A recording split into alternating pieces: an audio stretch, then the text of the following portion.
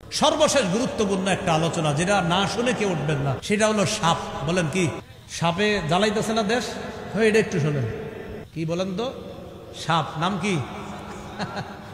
এটা সাপের ব্যাপারে 4টি বর্ণনা বলি, আর 5 নাম্বার একটা আমল বলবো। ঠিক আছে, 4টা বর্ণনা মন দিয়ে শুনবো, 5 নাম্বার একটা আমল শিখবো আমরা, যেন নিজেরা হেফাজত থাকতে পারি, সেফটি দিতে পারি আমাদের বাচ্চাদেরকে। এই দোয়াগুলো আমরা শিখিয়ে দেবো ইনশাআল্লাহ। আবু দাউদের বর্ণনা 5248 নম্বর হাদিস। এই হাদিসের মধ্যে আসছে عن أبي هريرة رضي الله تعالى عنه قال قال رسول الله صلى الله عليه وسلم ما سالمناهن منذ حاربناهن। রাসূলুল্লাহ সাল্লাল্লাহু আলাইহি সাল্লাম বলেন, যেদিন থেকে সাপের সাথে যুদ্ধ ঘোষণা করেছি, নবীজি বলেন, সেদিন থেকে এখন পর্যন্ত সাপের সাথে আমরা সন্ধি চুক্তি করি নাই। সাপের সাথে যেদিন থেকে আমাদের যুদ্ধ, এখনো পর্যন্ত তাদের সাথে শান্তি চুক্তি করি নাই, সন্ধি চুক্তি করি নাই। অতএব এটারে পাইলেই মারবা। মান তারাকা শাইআন মিনহুন্না খিফাতা, কেউ যদি কোনো সাপ দেখার পরেও ভয়ে এটারে ছেড়ে দেয়, ফালাইসা মিন্না, নবী বলেন সে আমাদের উম্মতের অন্তর্ভুক্ত না। যেদিন থেকে, মানে এটা ধমক দিছে নবীজি, এটা দেখার পর যদি কেউ ভয়ে এটারে ছেড়ে দেয়, সে আমার দলভুক্ত না, আমার উম্মতের এটা ধমক দিল, তুমি এটা আমার আরেক উম্মতকে যে এই সাপ জ্বালাবে, তুমি ছেড়ে দিলা কেন? এটা তুমি হত্যা করার চেষ্টা করো। তো নবীজি কি বললেন, যে যেদিন থেকে সাপের সাথে যুদ্ধ ঘোষণা, ওদিন থেকে এখন পর্যন্ত আমরা শান্তি চুক্তি করি নাই সাপের সাথে। তো শান্তি চুক্তি যেহেতু হয় নাই, এটারে দেখলে পারতে হবে। এটা হলো আবু দাউদের 5248 নম্বর হাদিস। আবু দাউদের 5249 নম্বর হাদিসের বর্ণনা। عن عبد الله بن مسعود رضي الله تعالى عنه قال قال رسول الله صلى الله عليه وسلم اقتلوا الحيات كلهن। রাসূলুল্লাহ সাল্লাল্লাহু আলাইহি সাল্লাম বলেন, তোমরা সব সাপকে হত্যা করো, তোমরা সব সাপকে হত্যা করো, সব ধরনের সাপ তোমরা হত্যা করো।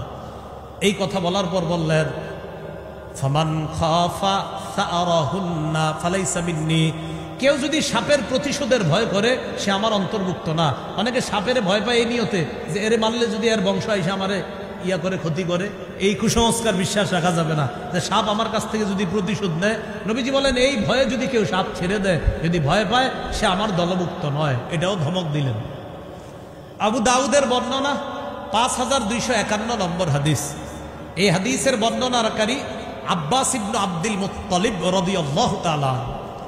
আনিল আব্বাস ইবনে আব্দুল মুত্তালিব রাদিয়াল্লাহু তাআলা আনহু قال قال لرسول الله صلى الله عليه وسلم إنا نريد أن نكنس زمزم وإن فيها من هذه الجنات يعني الحيات الصغار।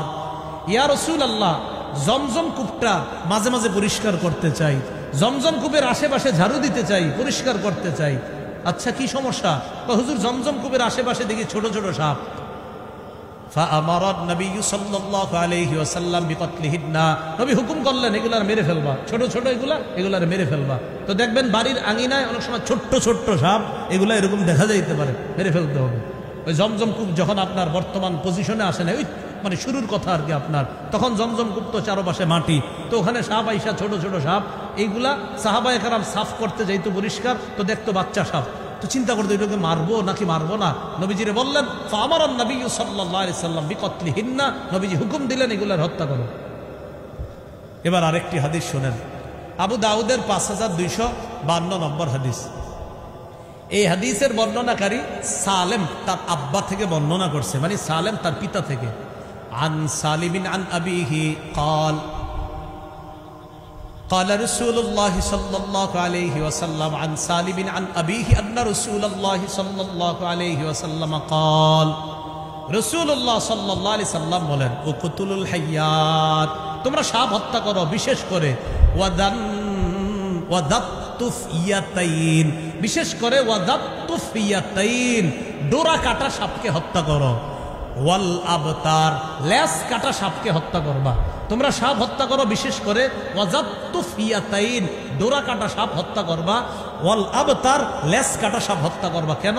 ফাইন্নাহুমা ইয়ালতামিসানিল বাসারা, এই দুই সাপ মাঝে মাঝে মানুষের দৃষ্টি শক্তি পর্যন্ত কেড়ে নেয়, দৃষ্টি শক্তি, এটা হত্যা করবা। আর ওয়ায়ুকসিতুল হাবালা, কখনো কখনো নারীর গর্ভের যে সন্তান, এই সন্তানের গর্ভপাত ঘটায়া দেয় এই দুই সাপ, ডোরা কাটা আর হলো আপনার লেজ কাটা, এগুলার বিশেষ করে হত্যা করবা। প্রথম বললো উকতুলুল হাইয়াত, সব সাপ হত্যা করবা, বিশেষ করে জাত্তুফিয়াতাইন, ডোরা কাটা সাপ, আরেকটা হলো ওয়াল আবতার, লেজ কাটা সাপ, এগুলার হত্যা করবা। নিরাপত্তা কিভাবে নিব আমরা? তিরমিজির বর্ণনা 3604 নম্বর হাদিস, এটা আমি বলে যাচ্ছি, ওলামা হজরত আছেন, যদি কেউ পারেন একটু এটারে লেমনিটিং করে বিভিন্ন মসজিদে বা এলাকায় একটু আপনার লিফলেট বিতরণ করে দিতে পারেন। এই দোয়াটা তিরমিজির 3604 নম্বর হাদিস, এই হাদিসের মধ্যে আসছে, আমি আবার বলছি তিরমিজির 3604, এটা পারে ওলামা একরাম পারে, অনেকে ইমাম সাহেবদেরকে বলবেন এটা লেমনিটিং করে মসজিদে, বা যেহেতু একটা ভয়ঙ্কর অবস্থা চলতেছে আমাদের দেশে, এই জন্য জায়গায় জায়গায় এটা একটু দিয়ে দিবেন, যে সাপ বিচ্ছু ইত্যাদি পোকামাকড়ের দংশন থেকে বাঁচার দোয়া। তো দোয়াটা আমি বলি, সকালে 3 বার পড়তে হবে, বিকালে 3 বার, সকালে 3 বার, সন্ধ্যায় 3 বার। তো সকালটাকে ফজরের পর নেন সকাল, আর মাগরিবের পর নেন সন্ধ্যা, তাহলে ফজরের পর 3 বার, মাগরিবের পর 3 বার। বলেন আউযু বিকালিমাতিল্লাহি, আউযু বিকালিমাতিল্লাহ হিত্তামাতি মিন শাররি মা খালাক। তো পুরাটা এইভাবে পড়তে হবে, আউযু বিকালিমাতিল্লাহি তাম্মাতি মিন শাররি মা খালাক। আমি আবার বলছি, আউযু বিকালিমাতিল্লাহি তাম্মাতি মিন শাররি মা খালাক। তো এরা তো রেকর্ড করতেছে, প্রচার করে দিবে, তো এখান থেকেও শুনে নেবেন, আপনারা শিখে নেবেন। তাহলে আউযু বিকালিমাতিল্লাহি তাম্মাতি মিন শাররি মা খালাক, সকালে 3 বার, রাতে 3 বার। ইনশাল্লাহ এই পোকা মাকড়, জীব জন্তু, জানোয়ার ইত্যাদির ক্ষতিকারক বস্তু প্রাণী থেকে আল্লাহ হেফাজত করবে। তাহলে মনে থাকবে না ইনশাল্লাহ, এই দোয়াটা আমরাও পড়বো। আর বাচ্চা যখন স্কুলে যায়, মাদ্রাসা বক্তব্যে যায়, ওরে হাতে ধরে বলবেন আব্বু বলো, মেয়েটাকে বলবেন আম্মু বলো আউযু বিকালিমাতিল্লাহ, ও যেভাবে বলতে পারে ওইভাবে ওরে বলাবেন। এটা 3 বার বলায়া মাদ্রাসায় পাঠাবেন, আবার সন্ধ্যায় ওরে 3 বার ওর মুখ দিয়ে এগুলা বলাবেন।